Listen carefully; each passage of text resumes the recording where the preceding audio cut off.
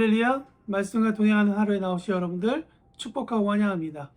2월 27일 월요일 한 번도 살아보지 못한 귀한 하루가 또 시작되었습니다. 하나님의 말씀 가운데 오늘 하루를 살아가고 또 우리에게 어떤 말씀을 주실지를 기대해보는 이 아침이 되기를 소원합니다. 사도신경으로 우리의 신앙을 고백하며 말동화 시작하겠습니다. 나는 전능하신 아버지 하나님 천지의 창조주를 믿습니다. 나는 그의 유일하신 아들 우리 주 예수 그리스도를 믿습니다. 그는 성령으로 잉태되어 동정녀 마리아에게서 나시고 본디오 빌라도에게 고난을 받아 십자가에 못 박혀 죽으시고 장사된 지 사흘 만에 죽은 자 가운데서 다시 살아나셨으며 하늘에 오르시어 전능하신 아버지 하나님 우편에 앉아 계시다가 거기로부터 살아있는 자와 죽은 자를 심판하러 오십니다. 나는 성령을 믿으며 거룩한 공교회와 성도의 교제와 죄를 용서받는 것과 몸의 부활과 영생을 믿습니다. 아멘. 오늘 저와 여러분이 함께 나눌 말씀은 창세기 42장입니다. 42장의 이야기를 여러 번 읽었고 또 그 이야기를 여러 번 묵상했습니다. 그런데 이번에 묵상할 때에는 조금 이전과는 다른 그런 느낌, 그런 생각들이 있습니다. 과연 요셉이란 사람은 어떤 사람이었을까라는 것이 더 궁금해졌습니다.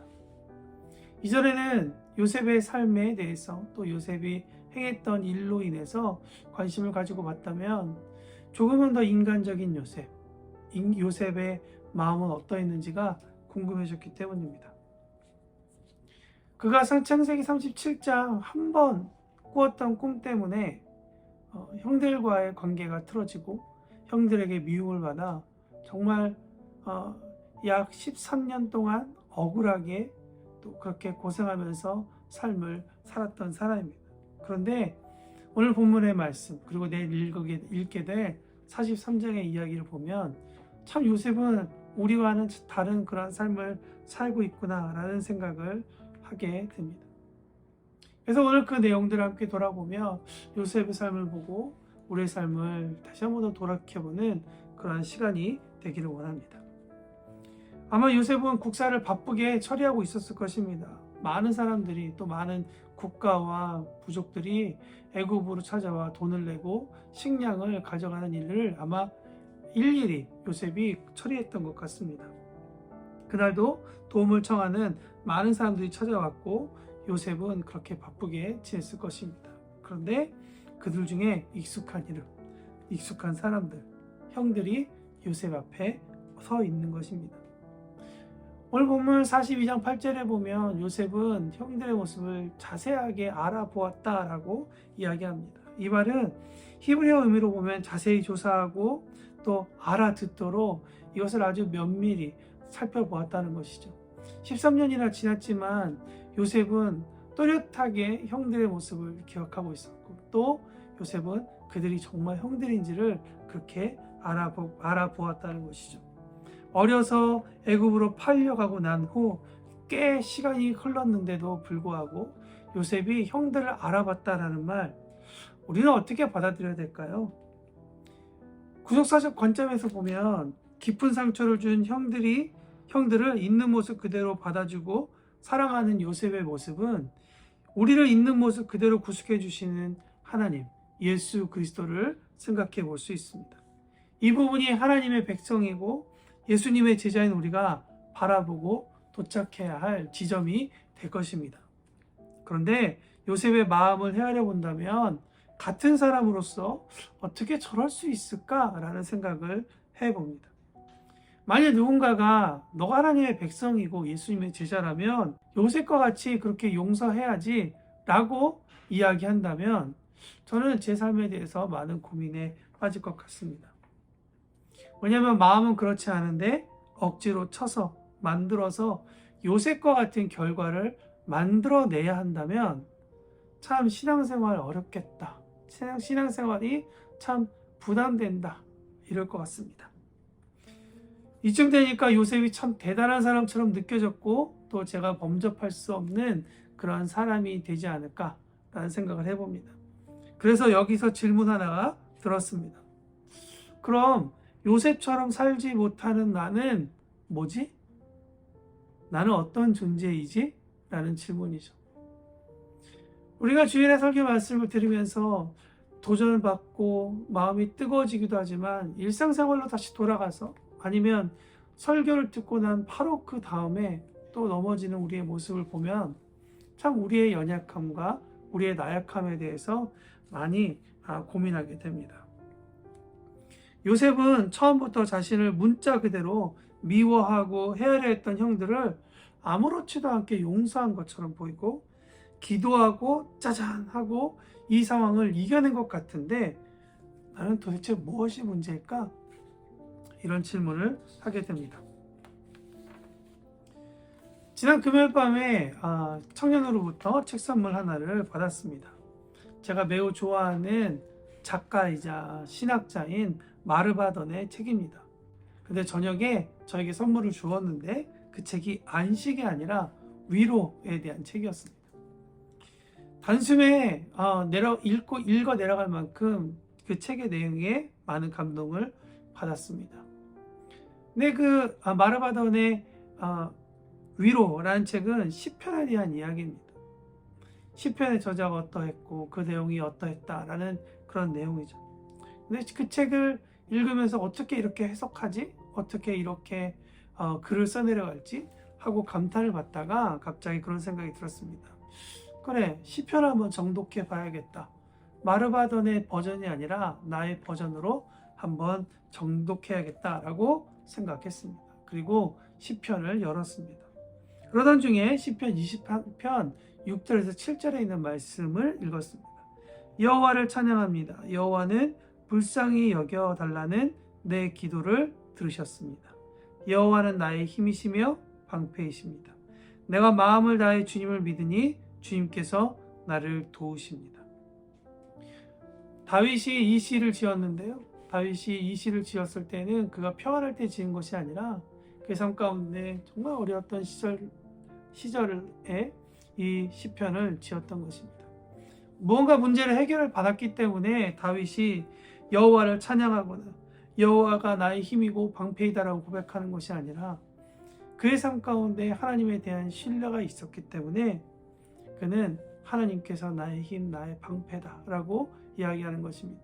그런데 여기서 더 중요한 것은 무엇이냐면 다윗이 어떻게 했느냐? 내가 마음을 다해 주님을 믿으니 주님께서 나를 도와주십니다라고 믿음의 고백을 선언했다는 거죠. 오늘 이 본문을 읽어 나가면서 제 마음 가운데 그런 도전이 있습니다.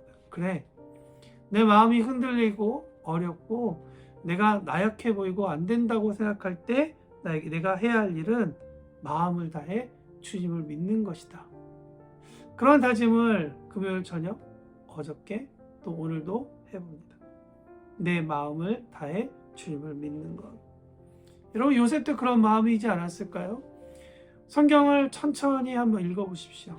요셉이 그냥 기도하고 아무렇지도 않게 이 상황을 지나간 것이 아니라 요셉은 아주 힘들지만 어렵게 그러나 그는 그곳에 멈추지 않고 하나님을 믿으며 마음을 다해 주님을 믿으며 그 어려운 고비 하나하나를 넘어갔던 것입니다. 여러분 야곱의 집안에서 요셉과 같은 아이가 어떻게 나올 수 있을까를 이번에 말씀을 보면서 생각해 봅니다. 야곱에게서 무슨 신앙을 배울 수 있었을까요? 오늘 42장 첫 번째 본문을 보아도 요셉의 아버지는 트라우마에 심각하게 사로잡혔던 사람이죠. 형들에게 심부름을 보내서 17살 아들을 객사시켰다는 자책감 때문에 부족의 생사가 걸려있는 식량을 구하는 아주 중요한 문제에 선뜻 그의 또 다른 아들 베냐민을 내어보내지 못합니다. 그리고 야곱은 노년에 얻은 아들을 아주 사랑하죠. 그러나 그 사랑은 편애하는 사랑이었죠. 부유하긴 했는데 아주 시끄러운 집안이었습니다. 여기서 무슨 신앙을 요셉이 배울 수 있었을까? 그런데 여기서 우리가 눈여겨볼 한 부분이 있는 것 같습니다. 창세기 37장 이후로 하나님은 야곱을 이스라엘이라고 부르십니다. 그의 이름을 바꿔주셨죠. 오늘 본문에도 야곱을 이스라엘로 기록한 부분이 있습니다. 그런데 동시에 이스라엘을 이스라엘이 아니라 야곱으로 기록한 부분도 있습니다. 여러분, 그 의미는 무엇일까요?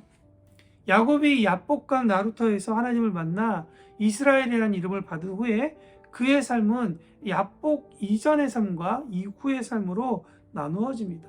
그러나 야곱이 이스라엘로 살아가는 그의 인생이 평안한 것은 아니었죠. 그가 하나님을 만나고 나서 그의 삶이 더 좋아졌다라고 이야기할 수는 없습니다. 그러나 분명히 얘기할 수 있는 것은 그가 달라졌다는 것이죠. 무엇이 달라졌을까요?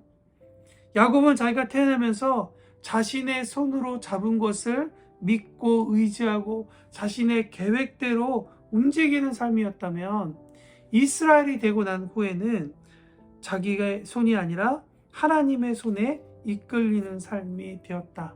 그것이 가장 큰 차이점이라고 우리는 알아야 할 것입니다. 요셉은 아버지 야곱인 이스라엘로부터 무엇을 배웠을까? 물론 그에게 트라우마도 있었고 그의 연약한 아버지의 모습, 배우지 말아야 할 것들을 많이 보았을 것입니다. 그럼에도 불구하고 요셉이 하나님을 신뢰하는 모습을 보였다면, 그것은 아마 이스라엘이 하나님의 손에 이끌리는 삶을 보고 요셉은 자라났을 것입니다. 창세기 37장 3절에 보니까 요셉은 노년에 얻은 아들이므로 이스라엘이 여러 아들들보다 그를 더 사랑했다라고 얘기합니다. 여러분, 여기에 나오는 히브리어 사랑은 저는 헤세드라는 단어가 당연히 쓰여질 거라고 생각했는데 헤세드가 아니라 아하브라는 단어입니다. 이 아하브라는 단어는 히브리식의 사랑에 대한 설명을 하고 있는 거예요. 단지 감정적인 것뿐만 아니라 철저하게 행위와 관련되어 있다는 것이죠. 그래서 이 아하브의 문맥은 감정적인 것만이 아니라 행동 혹은 실천함으로써 그 사랑을 나타내는 것입니다. 특별히 이 사랑은 하나님과의 사랑을 나타내는 것이죠. 야곱이 여러 아들들과의 관계를 맺고 있었을 것입니다. 물론 그들에게도 사랑을 주었겠죠. 그러나 이 요셉에게는 더 특별한 사랑을 주었다라는 것이죠. 노년에 얻은 아들이었기 때문이기도 하지만 요셉은 이스라엘이 하나님께서 주신 기적의 선물임을 알았기 때문에, 하나님의 선하심을 경험한 선물 그 자체였기 때문입니다. 그렇기 때문에 17살 성년이 될 때까지 요셉이 아버지에게 들었던 이야기, 가장 많은 이야기 무엇을 들었을까요? 저는 야곱인 이스라엘이 왜 그의 이름이 바뀌었는지, 무엇보다 그가 얼마나 자신의 손으로 자신의 계획으로 살았을 때 철저하게 무너졌는지, 실패했는지, 그리고 요셉, 너 자체가 나의 계획과 나의 노력에 불구하고 육신의 태가 닫혀 있어서 태어날 수 없었던 아이였지만 너조차 하나님께서 하나님의 계획을 가지고 우리에게 주신 선물이다 라는 것이었을 것입니다. 창세기 30장 22절에 보면 하나님이 라헬을 생각한지라.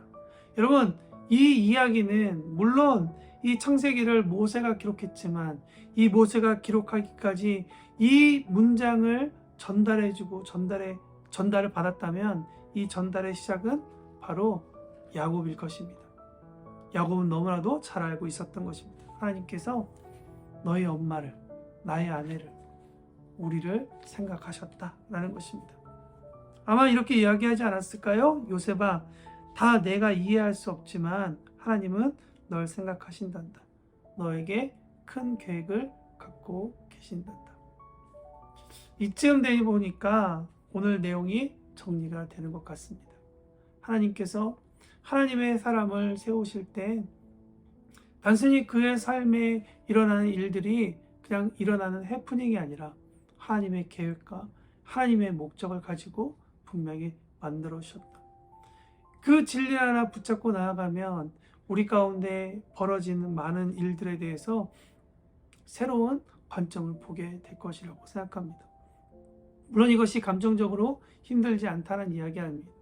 이것이 우리 가운데 평안을 준다라는 것도 또한 아닙니다. 그러나 힘든 일이든 쉽지 않은 일이든 아니 평안한 일이든 그 어떤 상황이든 하나님의 계획하심과 하나님께서 우리의 삶을 이끌어 주신다는 그 믿음 때문에 우리가 하나님 앞에서 하나님을 신뢰하고 어떤 상황이든 겸손하게, 높아짐에도 낮아짐에도 어려움에도 평안할 때에도 하나님을 신뢰할 수 있는 그런 마음을 갖게 될 것이라고 믿습니다. 오늘 말씀을 들으시는 여러분들 가운데에도 그런 비슷한 상황, 저와 같은 고민이 있는 분들이 있을 것 같습니다. 오늘 저희 주셨던 이 마음이 여러분의 마음에도 다 하나님의 뜻을 이루고 하나님께서 여러분에게 갖고 계신 그 계획을 꼭 붙잡고 승리를 향하여 나아가는 여러분의 삶이 되기를 축복합니다. 오늘 말씀을 들으며 주신 감동대로 함께 기도의 자리로 나아가겠습니다.